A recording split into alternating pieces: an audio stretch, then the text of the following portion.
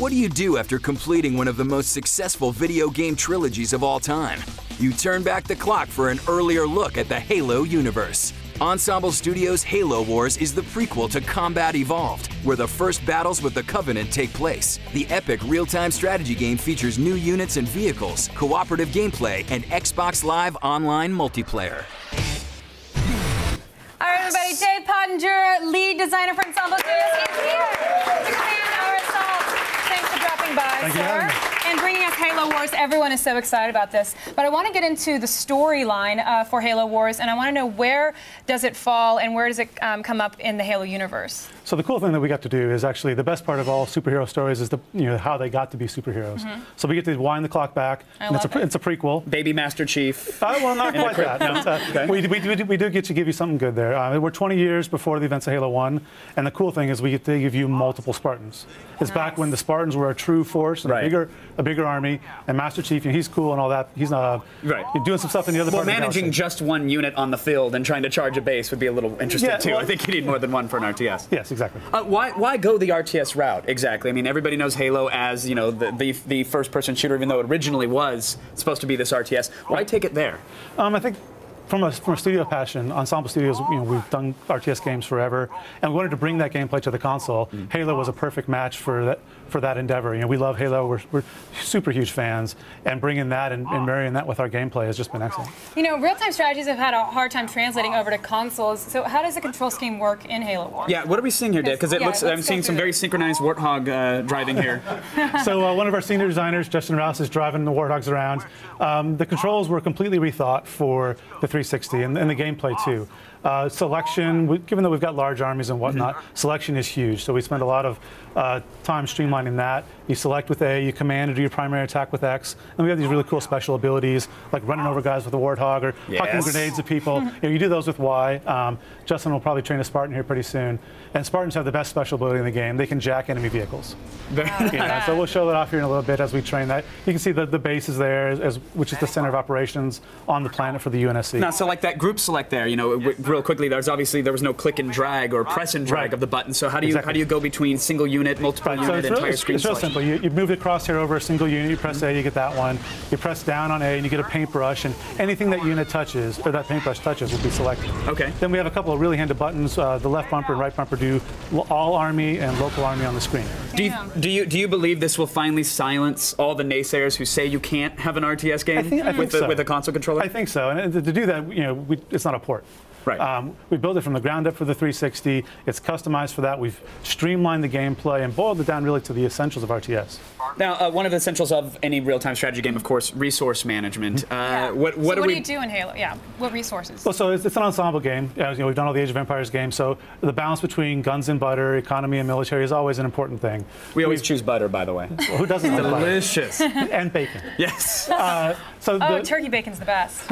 So the resources are streamlined down. There's one resource in the game, but that continual investment in economy is there throughout the game. But the big focus is on combat. It's Halo. People want to blow stuff up. Exactly. We want to show off big, large army, epic combat, and that's really where you want to spend your time. Now, I want to ask about the campaign. Will the Covenant be playable in single-player mode? Not in the campaign, but we did just announce that Covenant are playable in the game in skirmish mode. So you'll be able to get your evil side on as you play. Very nice. Very cool. And what about the UNSC Marines and the Covenant? Are they the only two factions that we'll be seeing in the game? Those are the only two playable ones. Justin's jacking a couple of wraiths here. That's pretty cool to watch. Nice. So we do have those playable. The campaign follows the story of this ensemble crew of the Spirit of Fire as they battle the evil Covenant. And then in skirmish mode, you can play UNSC or Covenant. Now, what are these units we're seeing on the screen right now? So Justin's driving a couple of big, nasty Scorpions. We've got some Marines there. You see, we've got the Wraith that we jacked, has the Spartan head over it, so there's a Spartan inside of it. And now we've engaged in this huge, big battle, and Justin will probably call on the Spirit of Fire to help us out here. And that Spartan helmet above the unit, that signifies that, hey, this is now a vehicle under your control. Color scheme changes. That has a Spartan in it. I mean, Spartans are great combat units, but they drastically buff the abilities of all the vehicles that they're in. Now, how much freedom do you guys have as the developers when it comes to developing new unit types and new vehicles? I mean, are you beholden to there's a lot of new ones, right? Right. I mean, And when you sit down and look at the game, you'd expect from the first-person shooter side, the Covenant would be really well fleshed out, and they are. They're actually pretty easy. The UNSC, as it happens, was the harder one to do. Right. Bungie's been great. We work with them closely, but it is our game. We are fleshing out the units that we need. We've added a couple melee units to the game to really give it that RTS vibe. Now, I'm right to say that a lot of these locations look pretty familiar from the previous Halos?